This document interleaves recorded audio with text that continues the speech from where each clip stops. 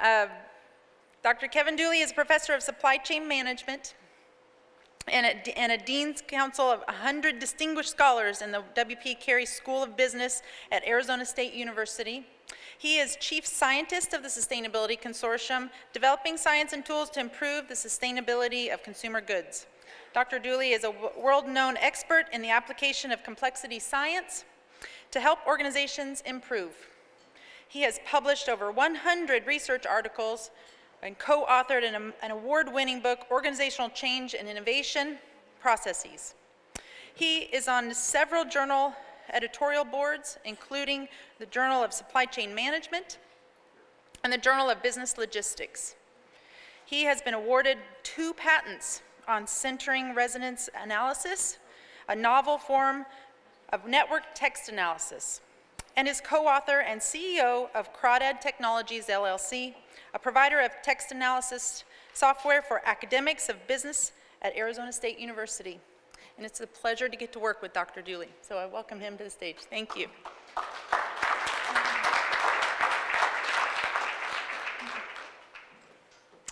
Thank you, Sarah, and thank you, Hunter. And so I have the privilege of talking after you've all gotten a chance to get up and get more coffee. That's good. I'm going to preview our 2017 impact report for you. So I don't have stories as much as graphs, and but hopefully also a story of optimism about where we're heading.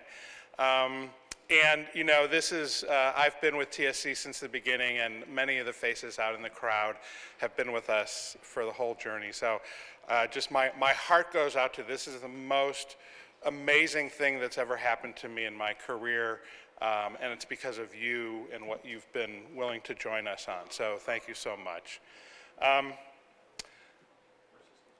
I think that if you've been around TSC long enough, you've probably seen this diagram, but for newcomers, maybe this is the first time you've seen this. I think the genesis of this diagram was actually a comment by Kevin Rabinovich from Mars, who's on our board of directors, when he pointed out to us that there's actually a difference in the scale of the number of actors along the value chain. On one side, we have hundreds of millions or even billions of consumers. And on the other side, depending on the category, we have thousands or even millions of extractors or raw material producers or growers. And as we go towards the center, we maybe have thousands of distributors and aggregators and hundreds of intermediaries. And then in any given category, maybe hundreds to maybe dozens of brands and dozens to hundreds of retailers selling those brands. And so there's a point of nexus. There's a point where essentially the conversation about sustainability can be most efficient. And this is our theory of change, that a demand signal that retailers send with their brand manufacturers through the supply chain is the signal for change. Now, I began to look at that picture and wonder, I wonder what they're shaking hands about. You know, the first thing that pops to mind is, oh, this is a business transaction, and right?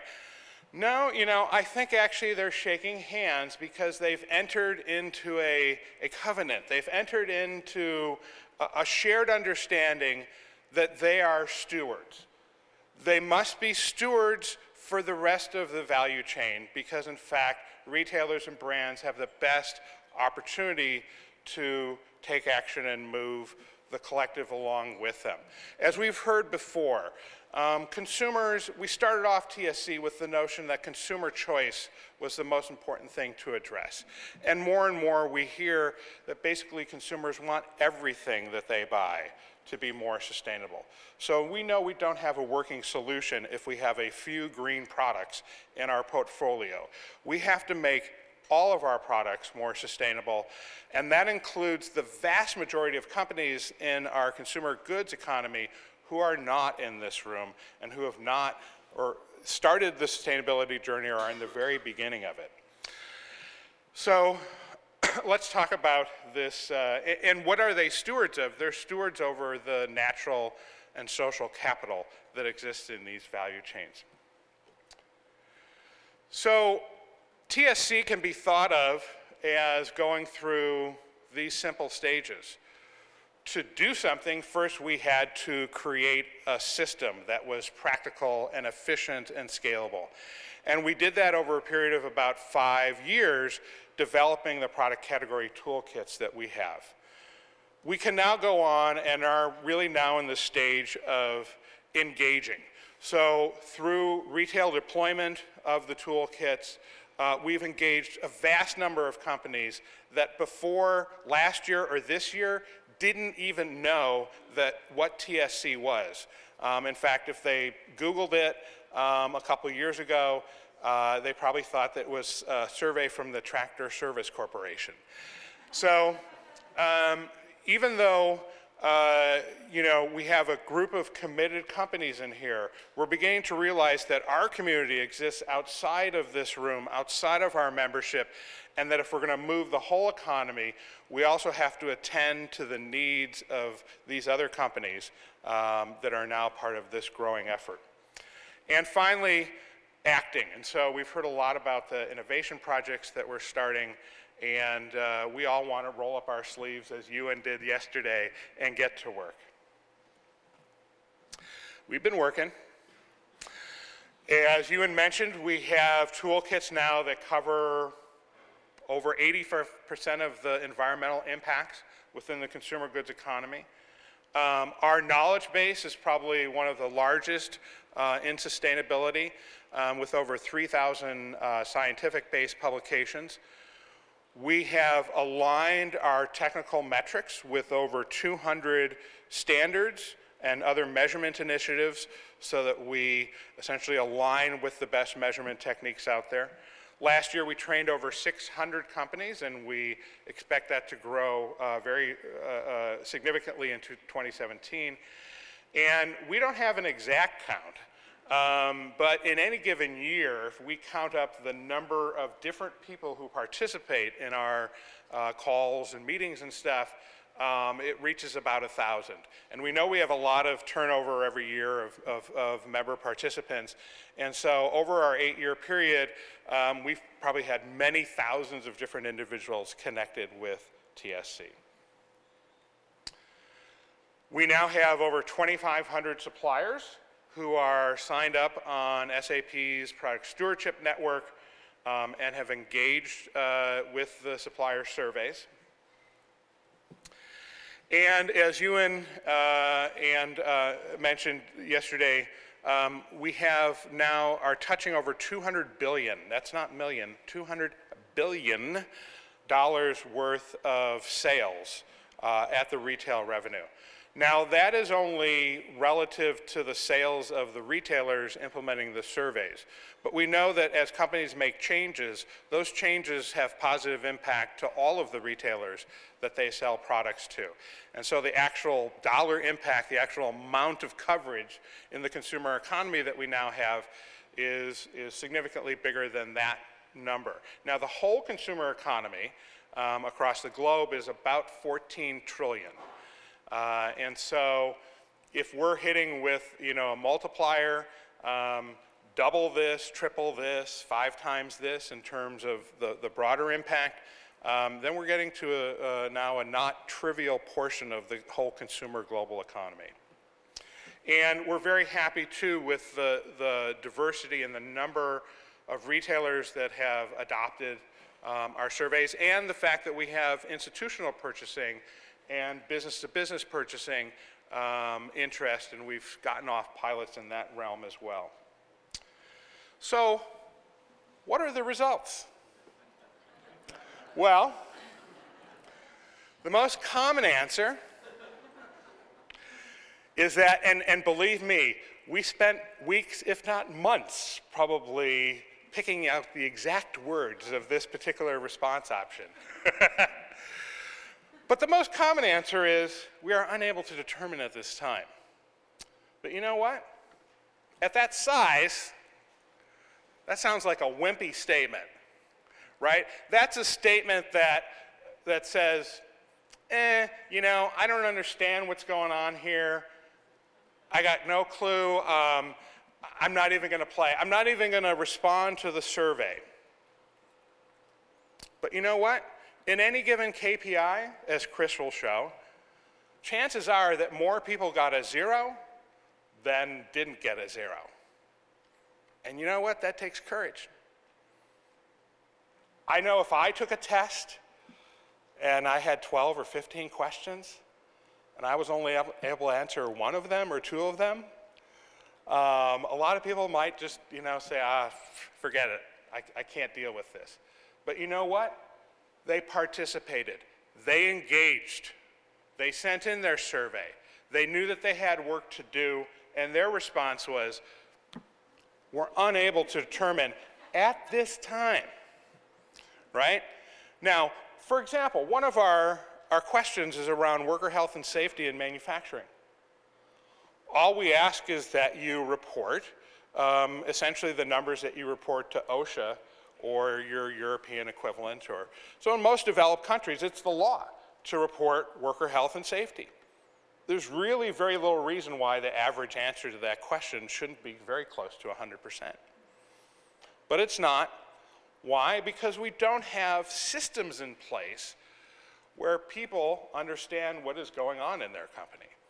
And perhaps we don't have the people responding to the survey really don't have the existing connections. They don't, again, have the system that allows them to reach out into their corporation and understand what's going on and report in an accurate way. So to me, this response, the fact that you send in your survey and you got a bunch of 0s and you still did that, they're screaming out loud, you know what, we're part of this, we're going to improve, we're unable to determine, it doesn't mean we're not doing it, and we're going to figure it out later.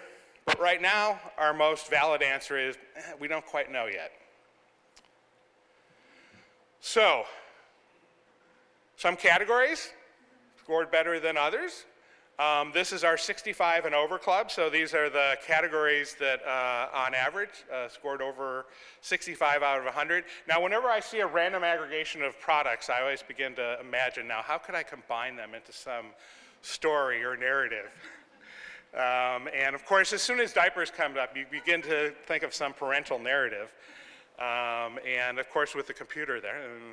But yeah, congratulations to computers and household paper and diapers and lettuce and batteries. You're up there. What about some of our most common KPIs? In general, the social KPIs tend to score a little bit higher than the environmental KPIs.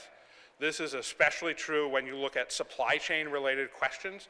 So if you ask questions about labor rights or worker health and safety or child labor in the supply chain, those KPIs tend to have significantly higher scores than asking about water use or greenhouse gas emissions in the supply chain. We think that that's probably because there are reporting systems, especially at the supply chain level, where there has been an emphasis on social accreditation or accreditation against social risks. Deforestation, a hot topic today.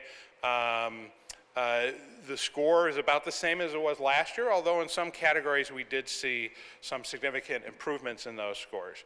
And GHG reporting, another example where we think that if we can develop better instructional material for respondents, that this number should really be much higher. For many, many companies, not all companies, but for many companies, their GHGs that we're asking about can be calculated by knowing your energy bill and the amount of fuel you purchased. And so we have to do a better job of bringing people along, people who say we don't have greenhouse gases because we don't have greenhouse production. We have to bring those people along to understand that they can participate in this in a really simple way. What about the year-to-year scores? 32.96, 32.63. So at first I looked at it, I'm like, darn, why didn't it go up? And, you know, we had a number of new participants.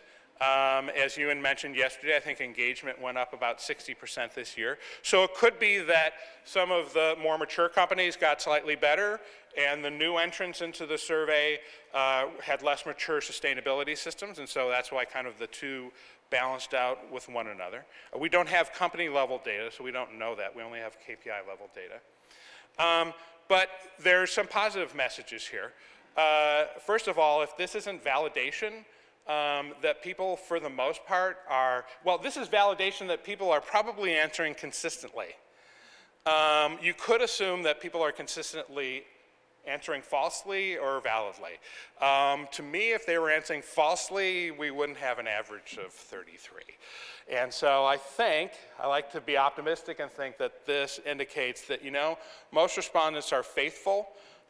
They're answering the questions in the best way that they can, and they're being true to the state of what they know about. I also know from my engineering background that it takes a heck of a long time to change products and processes. You know, I remember we were talking about packaging and what it would take to change a packaging design to have more recycled content. And, you know, this is a thing that typically takes a company maybe somewhere between 2 and 4 years to address, right? These sustainability criteria, recycled content is not the only characteristic of a package. You have to be concerned about the safety of the product that you have in the package. You have to be concerned about the cost effectiveness and the manufacturability and the quality of that packaging. And so packaging redesign, just as one example, is a complex process. And so we shouldn't actually expect there to be drastic changes from year 1 to year 2 here. These changes are going to take a couple years before they ripple through and have their impact. But we do have some initial evidence that people are beginning to make those changes. So when we went out and asked people who had participated in our training what they had done to improve, had they done anything to improve their KPI scores, the answer was 40% said yes, we have. The most common answer was that they had developed internal systems to collect data, to identify subject matter experts, and to get executive management on board. Many said that they set up systems to start engaging their suppliers. Some said that this was the first time that we've ever engaged our suppliers in sustainability discussions. And there were some mentions of particular process and product changes, and even of companies going out, and I know this because we you know, this is in the KPI where we say, I think it's in the packaging KPI where we say, or product design, where you have to do these things and then you have to communicate them to the public. You have to have goals that are publicly stated. And indeed, some companies went out and made some public statements of goals. So let's take a look at a few of these statements about what people did. We started data collection 6 to 7 months earlier than the survey deadline and supported all suppliers to set up their energy records and GHG inventory. Wonder how many suppliers that is. Dozen? 100? 200? This is one brand going out and impacting maybe dozens or even hundreds of suppliers to become aware of greenhouse gas emissions and to set up internal control systems to begin to measure and track that. That's one company out of the 2,500 that participated. Imagine the ripple that is occurring, right? This is what we're about. This is the demand signal in action. Brought executive attention to the need to push sustainability expectations deeper into our own supply chain. Like I said, our experience is that many have engaged in sustainability within their own four walls, but stepping out to scope 3 is a new venture. And I do believe in the vision that we heard yesterday, that if everyone took collective responsibility along a value chain, then no one would have to worry about scope 3. So I like that as a long-term vision. But we need the scaffolding. We need the scaffolding to get there. And so we appreciate the fact that the brands have taken on this responsibility to send this demand signal. Organization now formally assesses resource conservation and material and process efficiency, part of the product design KPI, as part of our product design. We're moving to 100% RSPO certified palm oil and compostable packaging for some of our products. Reconsidered excess packaging put a greater emphasis on shipping efficiency. We used field print calculator with one of our grower subsets and incentivized participation. Now this is going deep into the supply chain, right? This is a brand going to the farming, their farming suppliers and getting them to adopt technology that is going to help them improve their farm management systems. That's really quite compelling. So we go back to this diagram, and we have realized over the past year, especially when we look at the scores, and we know that the scores probably aren't reflecting the reality. The scores are lower than the real behavior that's out there. I mean, people have power bills and fuel bills and water bills and we should be able to get close to 100% on those KPIs. We're not yet. And so as stewards, retailers and manufacturers, so we've dealt with the retail side. We've developed tools for retailers to track progress of their suppliers. And as Ewan mentioned, we're re-engineering that process to be yet more efficient on the retail side. But we have ignored the manufacturing side up until now. In a way, we've created an unfunded mandate requiring brands to go out and collect data in their supply chain, but we didn't provide the tools to facilitate that. And so Chris is going to talk next about our tools that we're developing to solve the other side of this equation and in fact help the brands as stewards do their job more efficiently and effectively. So I'll stop here and open it up for questions.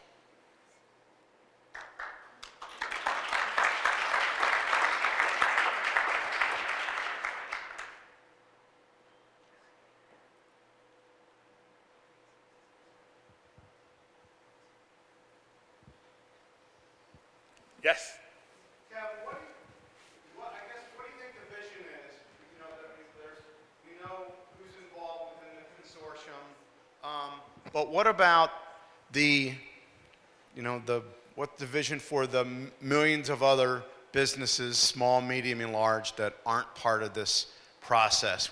I mean, you talked about, processes within manufacturing systems take time to change, and then there's the push for moving further faster, and sometimes you wonder if the two will ever meet. So I think, what's based on your experience and what you found, where do you think that's going to head? Okay. For one thing, I'd say from a competitive standpoint, I grew up in the days of TQM and was very much a part of the lean movement as well. And both of those kind of movements in the business world created leaders and laggards, created a difference, a strategic difference, a competitive difference between leaders and others. The gap here between leaders and others is far, far greater. So companies that are leading in sustainability versus the average company are far, far ahead in terms of their progress. And so, but I do think there are parallels that we can learn from the quality movement. And so we know that we and others have to do a lot more emphasis on training. That's why we started our own training program this year, and we need to scale that and have it be more accessible.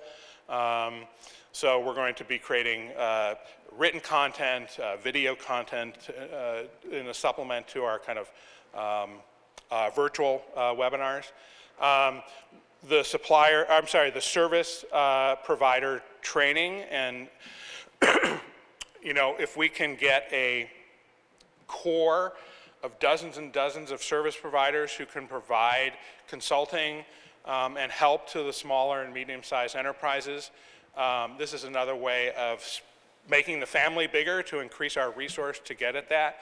And there are probably other things that we're going to have to do. It might have to do with looking at membership, alternative ways of engaging small businesses.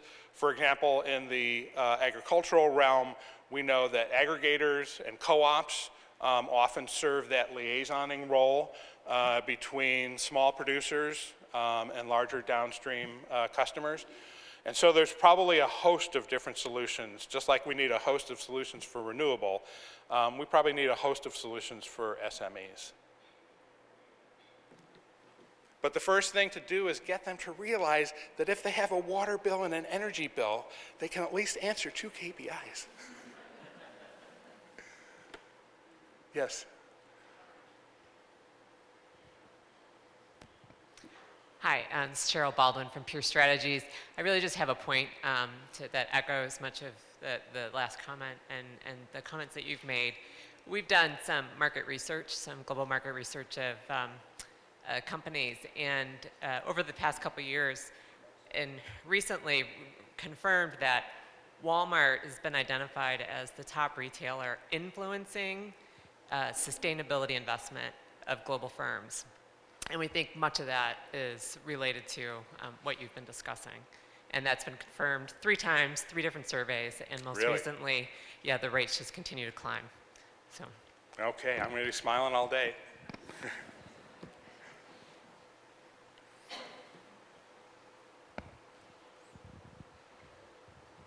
Okay, great. Well, thank you again very much. I have the pleasure of introducing Chris Cook, who is our Director of Technical Development.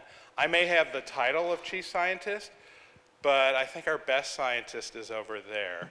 So Chris is going to talk to you about the new tools that we're developing to hopefully make many of your lives much easier. Thank you.